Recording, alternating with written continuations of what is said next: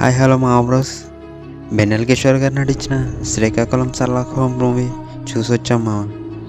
ఈ సినిమా గురించి crazy news ఏంటంటే బెన్నెల కిషోర్ గారిని హీరో అని చెప్పకుండా ఆయన్నే హీరోగా పెట్టి సినిమా తీశారు మామ.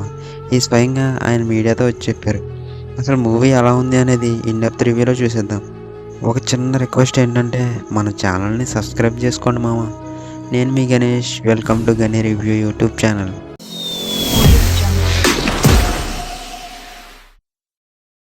మ్యాటర్లోకి వెళ్తే 1991లో రాజీవ్ గాంధీ గారు చనిపోయిన రోజున ఒక మర్డర్ జరిగింది.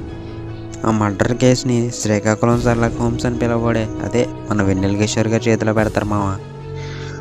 అసలు ఆ మర్డర్ చేసింది ఎవరు, చేయబడింది ఎవరు, ఆ మర్డర్కి రాజీవ్ గాంధీ గారికి లింక్ ఏంటి అనేది ఈ మూవీ బేసిక్ స్టోరీ లైన్ మామ.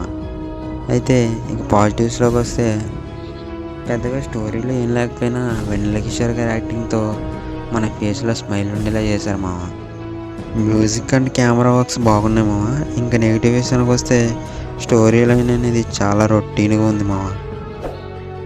వాళ్ళు తీసుకున్న సెన్సిటివ్ పాయింట్ని కూడా సరిగ్గా చూపించలేకపోయారేమో అని అనిపించింది. డిటెక్టివ్ ఫిలిమ్స్లో మనం ట్విస్ట్లను బాగా ఎక్స్పెక్ట్ చేస్తాము, కానీ ఈ మూవీలో ట్విస్ట్లు ఉన్నా కానీ అవి చాలా ప్రెడిక్టబుల్గా అనిపిస్తాయి. అరే ఇంతేనా జరిగేది అన్నట్టుగా ఉంటుంది.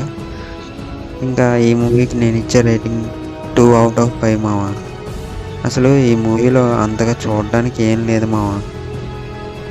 ఇంతవరకు మన వీడియోని ఎలాగో చూసావు కదా మామ. ఆ లైక్, కామెంట్, సబ్స్క్రైబ్ చేసే మామ. మరిన్ని రివ్యూస్తో మీ ముందుకు వస్తా.